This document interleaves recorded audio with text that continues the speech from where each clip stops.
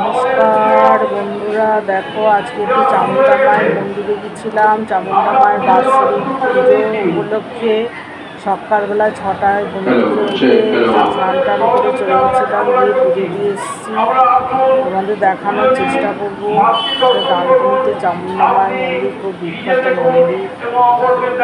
বৈশাখ মাসের শেষ শনিবারে মায়ের বাৎসরিক পুজো হয়। তোমাদের দেখানোর চেষ্টা করবো মায়ের মূর্তি যতটা পারি।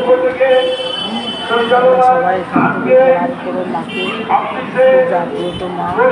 শিব মন্দির আছে, দুর্গা মন্দির আছে, পিছনে বড় ঠাকুর মন্দিরও আছে। চেষ্টা করবো মায়ের মূর্তিটা দেখানো।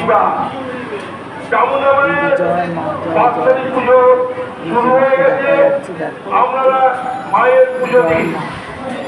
আনন্দে মায়ের পুজো দিন, একে অপরকে সাহায্য করুন, আপনাদের সহযোগিতা আমরা কামনা করছি।